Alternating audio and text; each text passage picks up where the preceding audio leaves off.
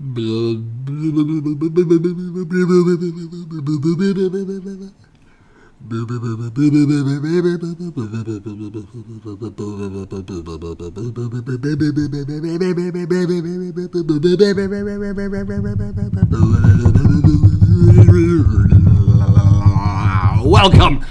ladies and gentlemen, to the Magic in the Midwest podcast. This is podcast number 22, Ashley's old number.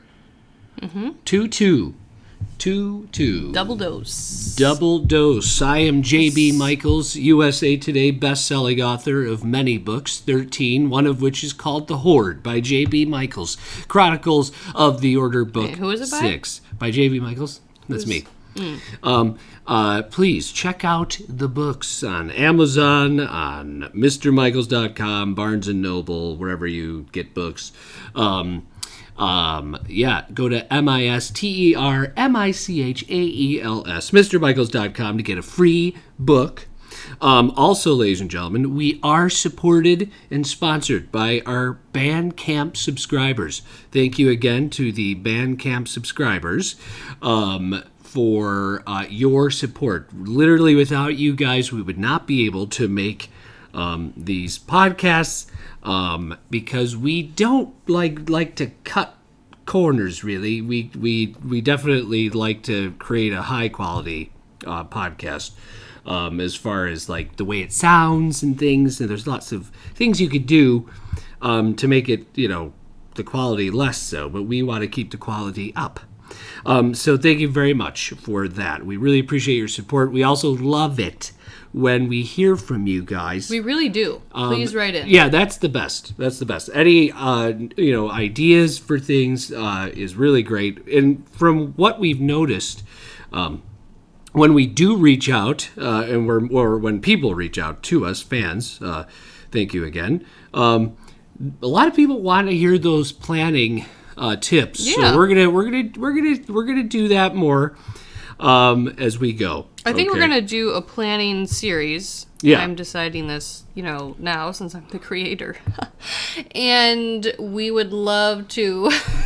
We would love to hear from you guys on specific topics. I mean, we have, some general stuff in mind, but if there's something specific you want to hear about when it comes to planning, please let us know. Right. And, things are changed right now. Yeah, that's something that we don't know if we should hold off now because, there are some things that are different about traveling right now, but that might stay different, in terms of, planning for the park. So we're just not sure what that is. Yeah, a little bit of a Josh D'Amaro said this week in an interview with the Dow.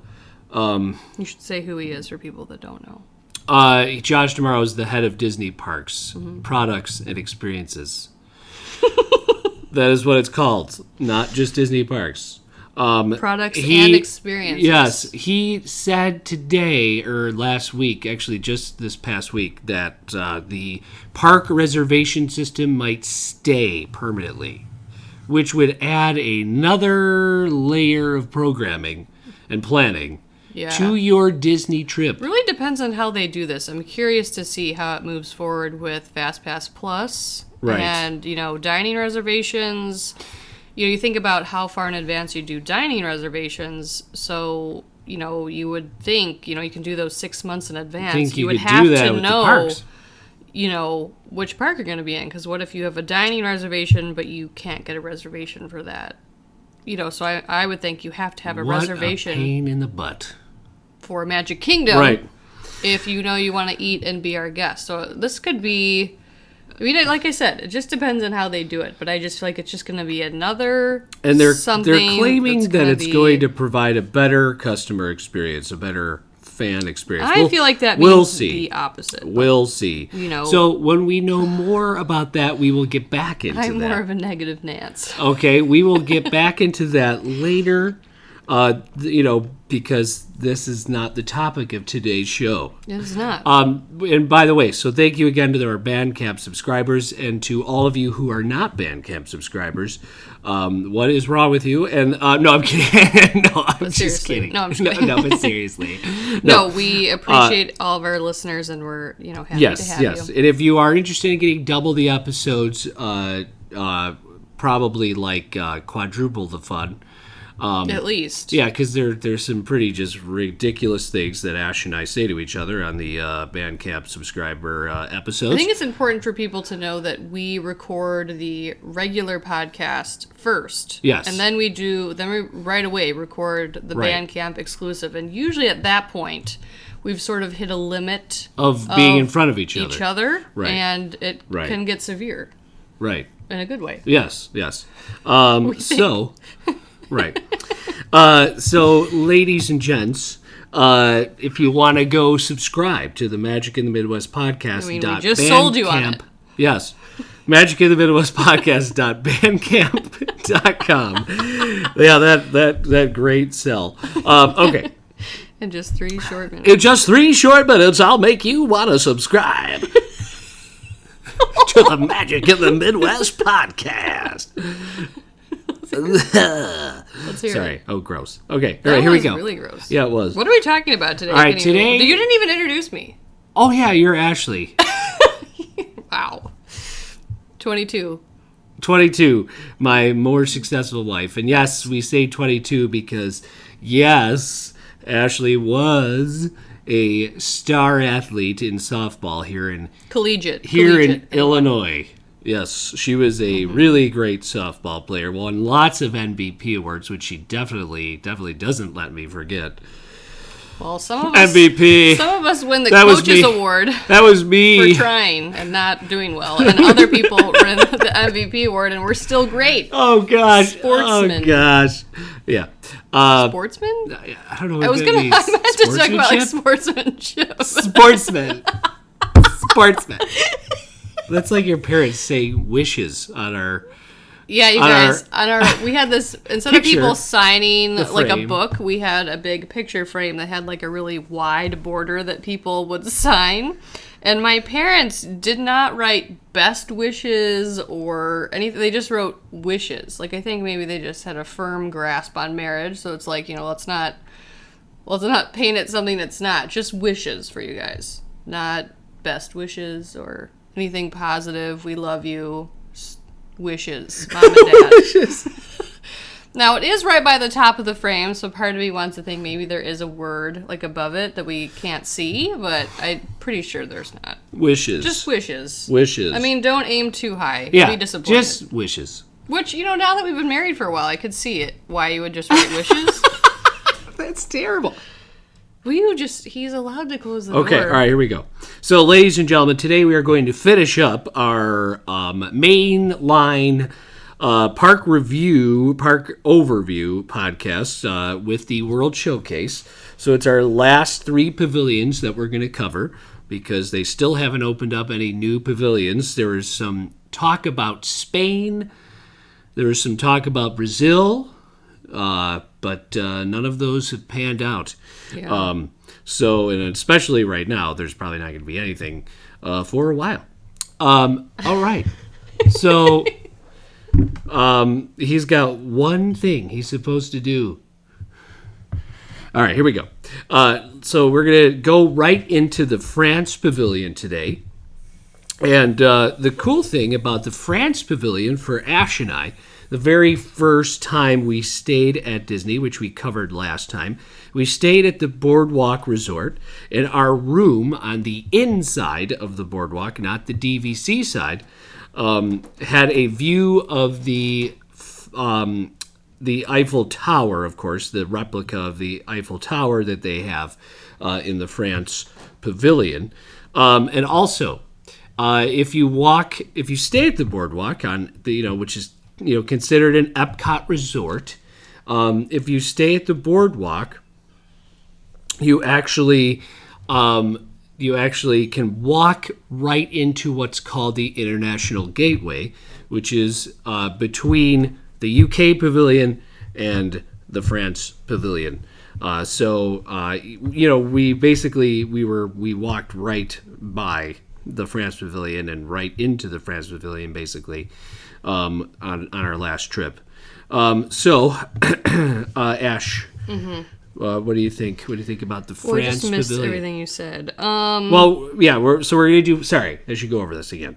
We're doing France, the UK today, England, and Canada. So we feel like we can get through those in our normal time. All right, go ahead, Ash. You know what? To be honest, I feel like we never. I mean, I know we ate at a restaurant in France last time. I don't remember the name of it. Chef de France. Les Chefs de France. But I feel like we never really spend that much time in France. I think it's really beautiful. I did go to Paris when I was 23. And I really feel like they did a really good job of at least what I experienced in Paris. You know, how things look in terms of certain things. And I know usually they have like artists sitting outside sometimes painting. Yes. And am I wrong? Is the ground just like the cobblestone, or no? It's not. It's not. I mean, it's not cobblestone, but it is like stone, brick. Like it is brick. Okay. Not. Yeah. But I mean, I think the architecture is really cool. I think it's very pretty. And I also think it's kind of deceiving because I think a lot of people focus on like the restaurant that's right there. But there is this courtyard that goes way back. Yeah. With all the shops and everything. And I don't know. Impressions de France. We just don't. We just don't go back there. We just don't go back there. And we should because it seems really, pretty. I don't remember the last time we went back there, like ever. Maybe we did once for the magnets.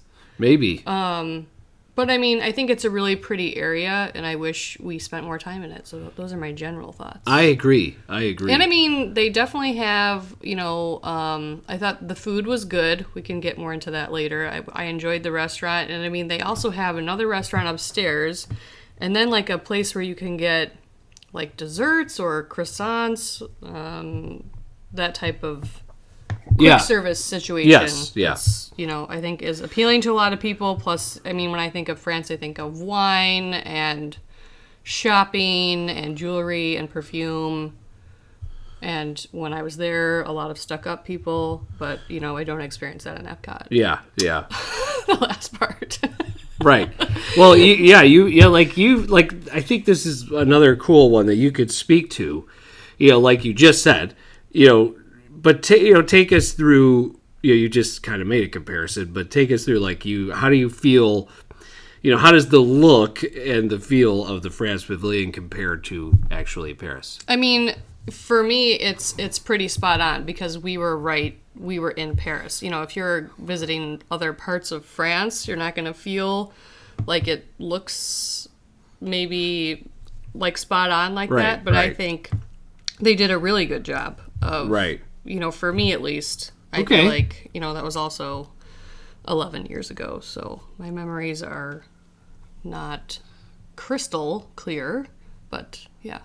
I hope they are. I mean, you were old enough to have crystal clear memories. Well, I had a lot of wine. Oh, gosh. No, I mean, but, you also, I think you take things in differently when you're in your young 20s. You know what I mean? You're focused on other things. So focused on getting hammered and... no, I wasn't focused on that. The art. It just happened. No, right. I thought you would laugh. The artwork. What were you focused on? Gross. I don't want to know. Whoa! Gross. I don't want to know. Ew. Yikes. That's kind of presumptuous of you. I mean, do you think I'm classy at all? No. Okay. Well, I'm kidding. All right. But yeah, no, I think it's a really cool pavilion. Yeah, I do. Okay. Yeah, it's weird. This is a pavilion you have to go into. Go walk back by the Impressions de France Theater. There's like an alleyway. Yeah, it's like off to the side. Like you really need to go in there and explore it because the biggest thing that is the biggest thing that people are drawn to is like the restaurant. It's like, what I think it is? I think it's because the bridge is there, like on the other side. Right. It's like you go over the bridge and then you look at the restaurant and I think you just walk past the courtyard. Yeah.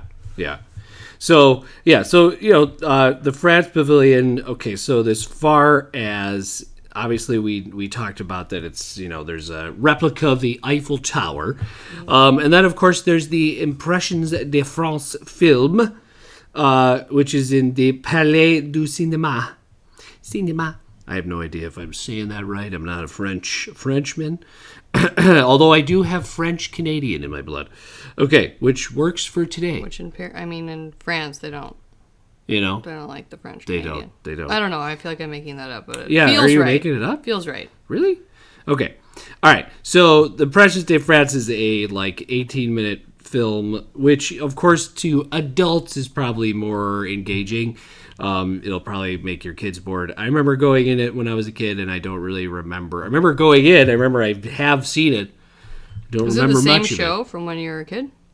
I think they've updated it since then. Okay. Yeah. But you do actually get to sit down in this theater. The other ones, like Canada and China, you don't get to sit down with their country films, per se. But they also just added a Beauty and the Beast sing-along show with Le Fou in it. So, it's Impressions de France for part of the day, and then it, alternates with the Beauty and the Beast sing-along, which, of course... because Beauty and the Beast is set in France, you can meet Belle and Beast over in you can? over in France. Yeah, okay. They do come out every once in a while. That's cool. Of course, the big thing that's going to make the France Pavilion a big, huge hit is, of course, the Ratatouille attraction. Yep. I don't think... I'll be honest. I really think this is going to change World Showcase. I think it's going to change it big time. Like how so?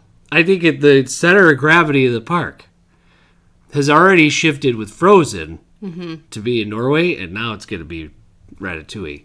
At least for a little while. Yeah. I think there's... Well, let's put it this way. I think there's newer, more high... interest attractions now in World Showcase than there is in Future World. And when Cosmic Rewind opens, yes, that'll be big, but that's only one attraction. Most people haven't even been to Frozen Ever After yet, and now Remy's going to open up soon. Yeah. That means that the World Showcase, I think, is going to be packed. You know what? I agree, because I think every time a new ride opens, and I think I just forget and kind of take on the perspective of someone that goes all the time. Right. The center of gravity will shift in a way, yes, move more from Frozen and go over to Remy. But that's really never the case when a new ride opens. It's like those rides that were that were super busy stay just as busy. And then a new ride gets really busy too. Yeah. You know what I mean? It's not going to pull any wait times from Soarin' or Test Track or Frozen. I think those wait times will remain the same. Right. And then this one will just add another huge wait time over there. It'll be 5 hours long, and then the ride will break down. Well, it'll be a crazy thing. Because now, if you think about it, the Skyliner to Epcot empties at the International Gateway. So not only do people want to get on the Skyliner, take it to, people will be thinking if they're staying at Art of Animation, if they're staying at Pop Century, if they're staying at the Riviera, they're going to be like, hey, let's take the Skyliner, let's go to Remy. Well, you know what's interesting about that is when we wanted to do that, we stayed at the boardwalk, so we didn't take the Skyliner, but we're essentially walking in that same part of the International Gateway. And we were, now, needless to say, we were not waiting for Remy because it's not open or built completely yet, but we were going to Frozen. And we thought, well, this will give us an advantage because we will walk through the World Showcase over to Frozen. And they pushed us to the other side. Now, do you think they'll do that with Remy? Because it's right there. It's right to the right of that entrance. Good point. Will they make everyone walk around so they don't... The reason I think they did that was because then they don't have to staffed. staff the World Showcase, because the World Showcase doesn't usually open until 11 in the morning. So will they make everyone walking in that entrance walk around? Literally all the way around? They might. They might. Because then they don't want people... They probably will. Yeah.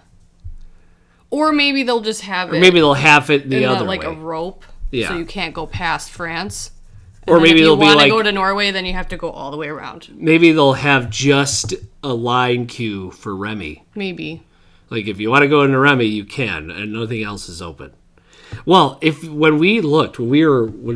noticed last year when we were there, this with Remy, the France Pavilion is going to be huge now. I'm not kidding. I think it looks way bigger now than it ever has. It's almost like along the river there, like the water. Yeah, it'll be huge from Boardwalk area, the Boardwalk Lagoon over to the World Showcase Lagoon. Now, in all fairness, I don't feel like. And maybe it's just because we didn't pay much attention to the France pavilion, but I never felt like it was a huge pavilion to begin with. It doesn't seem like it. But remember, it is deceiving because it looks like it's smaller. But if you go in there there's and you a lot of go shops back, there's a lot. There's yeah. a few shops. There's 2 big restaurants. Sit down restaurants. Oh, really? Yeah. So we'll get to that in a minute. Okay, We'll get to that in a minute. But yeah, so Ratatouille is going to expand the France Pavilion like majorly. So I think Disney realizes, and maybe Disney did that on purpose, because that's going to open up first, and maybe they were thinking we need to have people want to come to Epcot.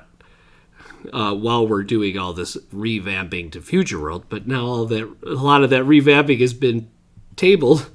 So, I mean, it's going to be, it's interesting, but I think that was their point. They thought, we could get this open, because Remy was supposed to already be open. Okay. Remy was supposed to be open in 2020. Yeah. I think the original date for it was like May 2020. And everything got thrown off, right? Yeah, with, it did. With the current situation. On, yeah. But so I get it. I guess from like a operation standpoint, you want everybody on that side of the park. While you're doing all this construction. So. Yeah. But now that's I don't know. It'll be interesting to see the state of Epcot over the next few years. Mm-hmm. Like, is it gonna be? Are those going to move forward, or is it just going to be we're just going to have a bunch of weird construction walls for like ever? What are they going to do? I don't know. All right, so let's keep going because we have got to go. We're not on track. We are not on track. And the Remy ride is trackless. Okay, anyway. All right. Dining. We ate last time at Les Chefs de France, which actually is a very charming restaurant. It is. We had a great table. We had a great experience. We did. We sat right by the windows. Our waitress was very sweet and nice and just cool. Yeah. And yeah. It was really neat. Good. You and JP enjoyed a beer together. Yeah. A French beer. Yeah. It was a really nice meal. Mm-hmm. And you know what? It's not that expensive. It's really not. It's not. And to be honest, I didn't pay the bill, but it was really not. You can get a resi pretty much the same day. Oh, you can? At Le Chefs de France. Okay. Yeah, I mean, it's usually got availability. It's a big restaurant. Now, when you said there were 2, so I know there's a restaurant upstairs too, but you said there was another sit-down restaurant downstairs. Monsieur Paul. Okay. That's the one that's upstairs, I think. Oh, okay. Monsieur Paul is a signature dining restaurant, so it's going to cost you more money. Mm-hmm. Have you heard reviews of that? Oh yeah, no, it's very good. It's supposed to be probably. I think now that Takumi Tei opened up in Japan, I think that's now the premier signature restaurant in World Showcase. But before that, I think people... And it's weird. No one knows about the Monsieur Paul. Like, I feel like no one knows about it. I feel like I didn't really know about it. I just thought about the restaurant that's right in front of your face. I almost think this could be like a Club 33 location. I wonder if they're going to do that to this place. Oh, do they have other... Besides Disney Springs, are there other locations on property for Club 33? There's no locations on property for Club 33. Oh. Club 33 is only in Disneyland, but they're thinking about expanding Club 33. Springs Club 33. No. Okay. No. Okay. They are if you don't know what Club 33 is, ladies and gentlemen, it's a dining club at Disneyland and Disney. Well, now they are thinking, I'm sure they will, because people will pay. It's just money. Money in their pocket. There are fellow podcasters we know would pay immediately. Like a long time ago, I would say in 2007-ish, I remember the price to get into the club. It's like a country club type of thing. Yeah. Was $14,000. Just to get into the club, like have access. So how does that work exactly? So let's say it's the same. I mean, we know it's not. Let's say it's $14,000 to pay to get in. So that's just to be a member and to get into whatever specific restaurant is for the Club 33. The Club 33, and then you still pay for all of your meals, or do any of them get comped? I think it's comped. I think once you pay the thing, I think then you get like credits maybe. Okay. You know what I mean? Because country clubs usually you have like a that. certain amount that you have to eat, yes. or so many times you have to come to the club, something like that. Monsieur Paul is also, so if you're looking for something a little like off the beaten path, it's more expensive, but it's supposed to be really good. Monsieur Paul is another signature, the bomb every time. Oh my gosh. All right, and then of course there is a, like a little cafe or a patisserie. Mm-hmm. Croissants, eclairs, mousse, quiche, soufflés, tarts, cheese platters, blah blah blah. Sounds pretty good. Then an ice cream and sorbet shop in France. I mean, there's a lot here, and there's an entire alleyway that like you don't even know is there. So you have to go back there. Yeah, definitely go back there. And then you've got a. There's supposed to be a new French creperie coming as well. Oh, that's cool. Yeah. Crepes. Who doesn't like crepes? Crepes. Let's do it over here. Let's get some crepes. I don't know why I'm talking about I don't know. All right. And then, of course, there's wine. There's a wine place where you could go taste some wine. So France Pavilion is really neat. Again, deceptively bigger than it seems. So, cool. Mm-hmm. France Pavilion, obviously, in French, you say hello. Bonjour. Mm-hmm. Bonjour. All right, so, cool. All right, Ash, what would you give France Pavilion if you had to rate it? I feel like I would give it, I'm waffling. Waffling? Between an 8 and a 9. Like it's really well done. We just don't spend a lot of time there. I'm going to give it a solid 8. Okay, because I mean, there's a lot. They offer a lot. Yeah, but there's even a show where like these guys doing like acrobatic type things on. So chairs. Why do you give it only an 8? I give it a solid 8 because, I mean, I don't know. With Remy, it'll probably go up. Well, we're doing it without Remy. But I would say a solid 8 because the food at Le Chefs de France. We're not rating Le Chefs de France, but if I'm going to take everything in, like, I don't rave. I think it was like the best I don't food. rave about the France Pavilion to people. I don't say you've got to go to France. We've had better food. Right. Whereas, like I say, for the same amount of money, I definitely tell people to go to Mexico, and go to the get the tacos, go to UK and get a beer, and so, I mean. I would just say 8. The food wasn't bad. It just wasn't. Yeah, it wasn't like the most. It didn't like blow your mind or anything. All right, so I would say 8. What do you say? I'm gonna agree with you with 8. I feel bad just because there's a lot of some things we don't really know. Sorbet and ice cream and the other. There's a lot of things. There's a bunch. If you love food, the France Pavilion, like there's a lot of different things to taste. They have a lot of different things that they offer. So, but I can't put my finger on it. Part of me just doesn't want to give it a 9 because I don't think I'm just like wowed when I'm there. I don't know what it is. Yeah, I mean, it's like 8. Yeah, 8 feels right. It just does feel. Describe it. 8's great. Okay, 8's great. It is great. All right, and then of course let's head over to the UK real quick. UK, we've talked. I'll be honest, we've talked about the UK a lot because of a lot of memories with the Rose and Crown, and we've talked about our dining experiences there. So we don't have to spend a ton of time on the UK. Okay, we really don't. But it is, like, I'll be honest, the UK Pavilion is one of the more popular pavilions. There's usually people... And I'm going to argue that it's mostly because of the Rose and Crown. Probably. And people like fish and chips. So you could go to this little, okay, so the UK is really neat. What's cool about... Okay, so I think that there's a difference. I think maybe this is where we're going to get to. The France Pavilion really seems like it's just a slice of Paris. Yeah. Really, for the most part. Whereas the UK Pavilion is more varied. There's an English country garden. There's like a pub. There's like a royal, like, type of building. Like, it kind of combines different things. Yeah, There's but I some feel like it does Londonness, it there's really some well, and countryness. I'm not sure how it does that. Maybe it's because it's able to be on both sides of the walkway.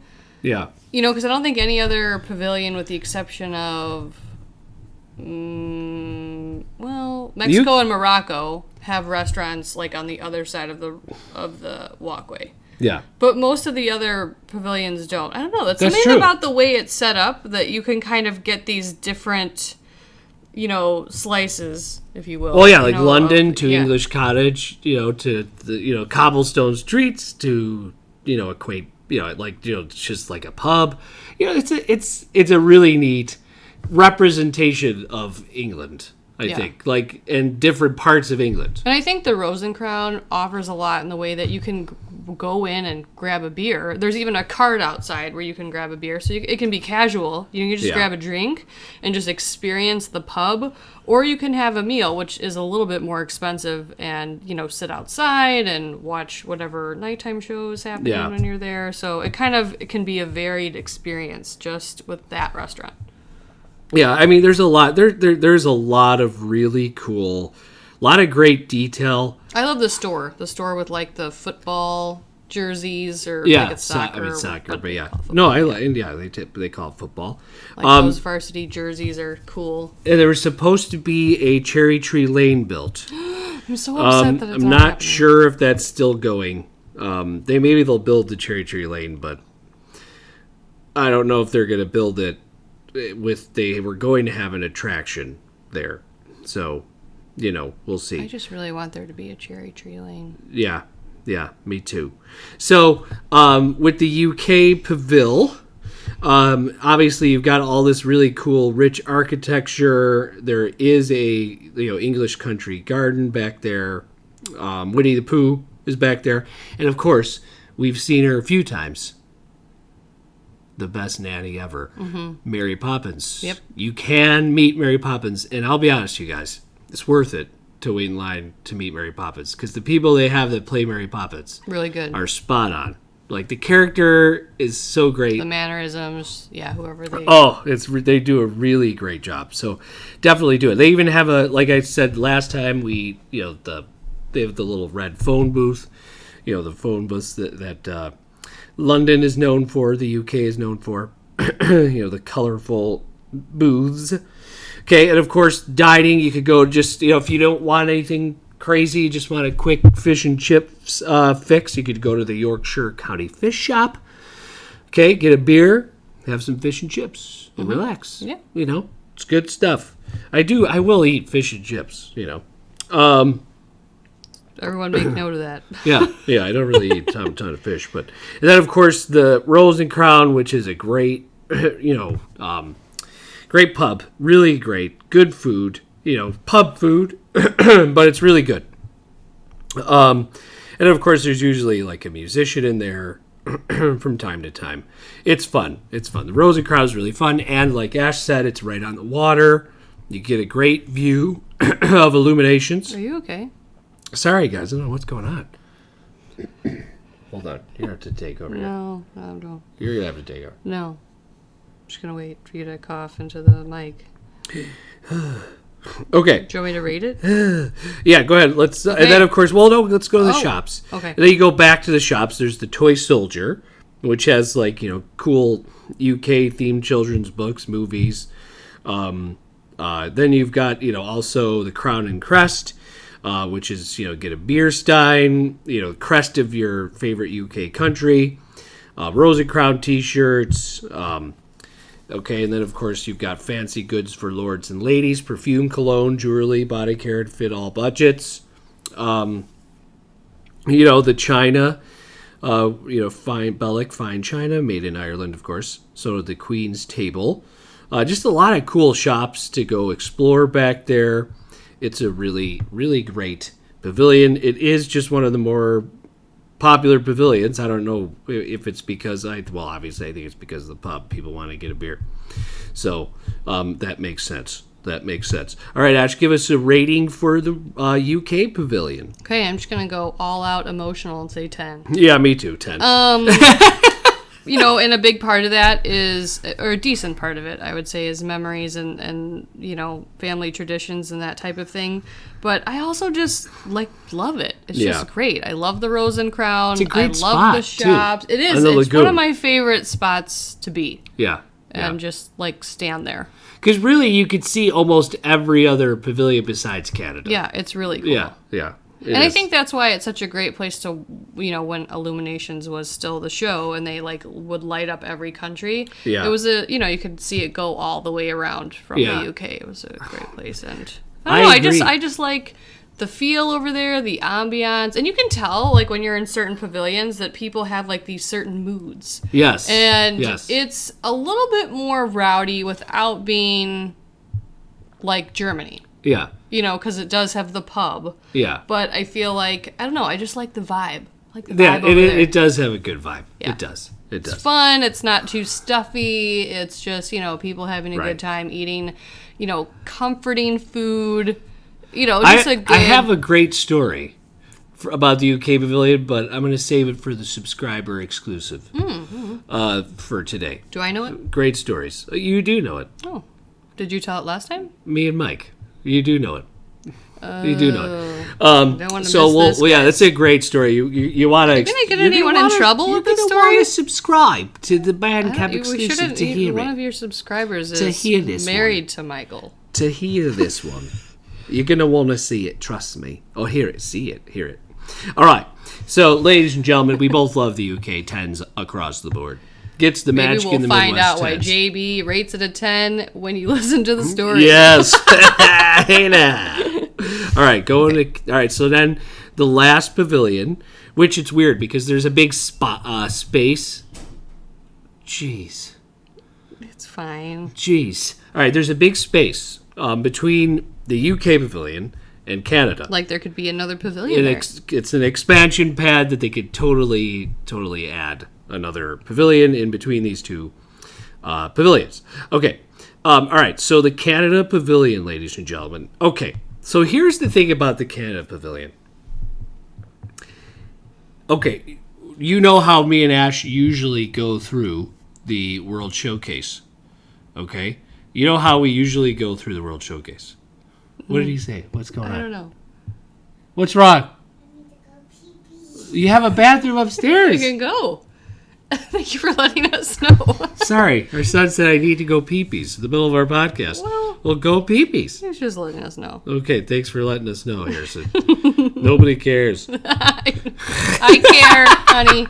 Okay, so now, since we always usually start on the other side, the complete opposite side of the World Showcase Lagoon. Yeah, we do.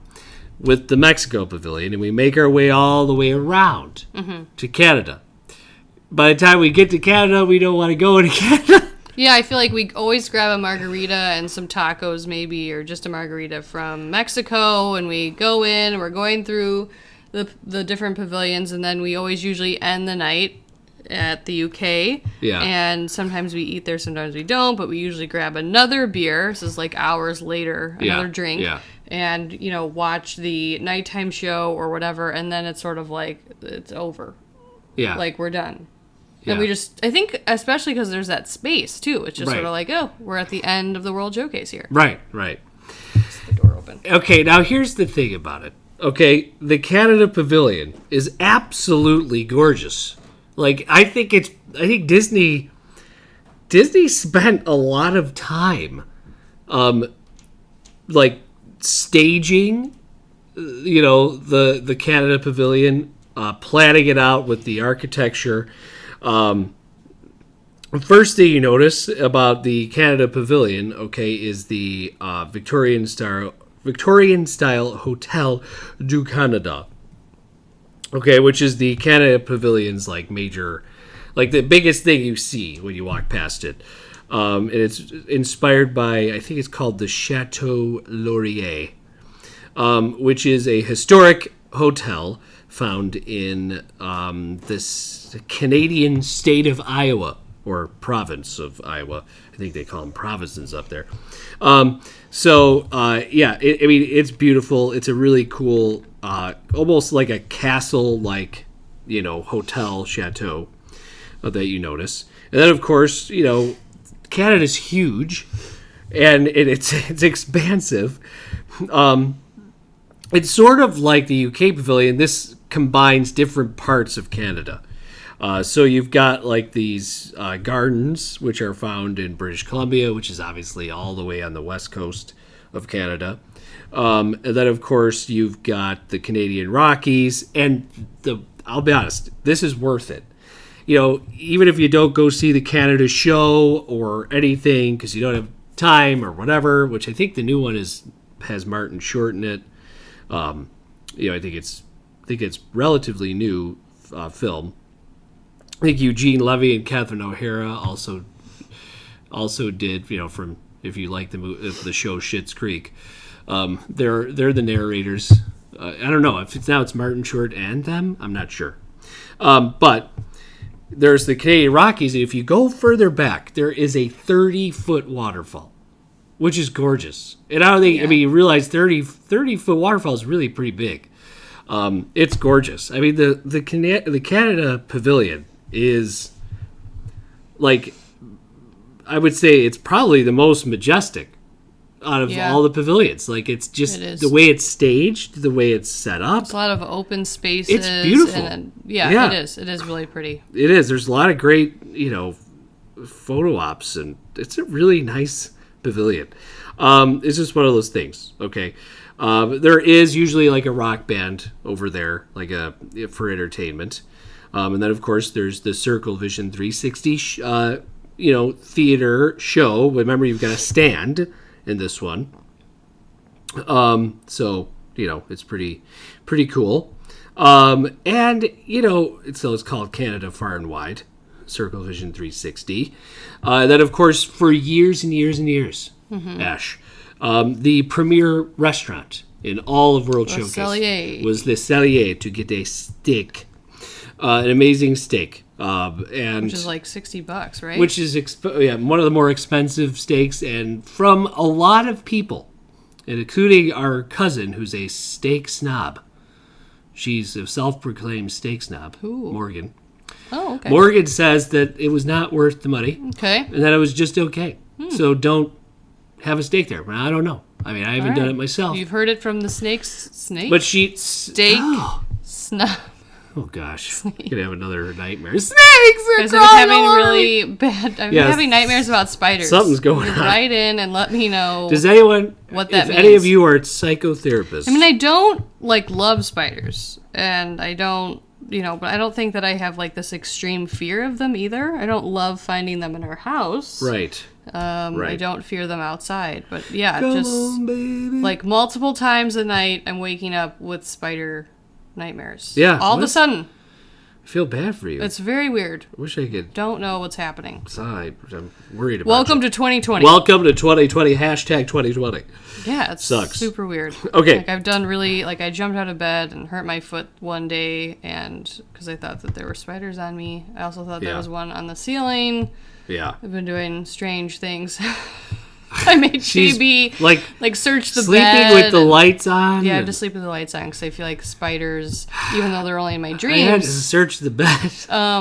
Only come out, more at night. So I was like, maybe if they think it's daytime, they won't come out. I would actually, I wish I could have.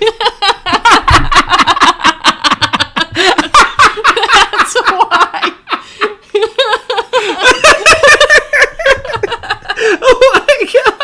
Wait, is it still daytime? I'm not gonna hunt ridiculous. This person. Oh my god. Oh my gosh. Okay, so you guys, I wish I could have filmed both of us the other night because I was already asleep and I fell asleep somewhere else in the house and I was going to go into the bed and go to sleep. And I was like, Jim, check the bed. There's spiders.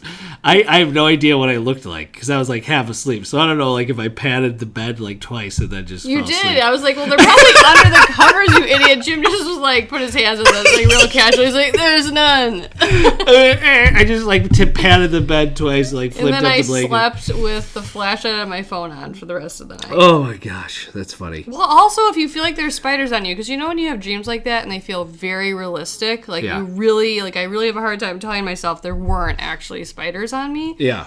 But I was like, if they are, and I have to jump up and turn the light on, they'll have time to get away. Yeah. If the light is already on, I'll be able to see them scurry away. Scurry. And I'll know that they're real. Oh, boy. Okay, so bad. Canada. Bad. Canada.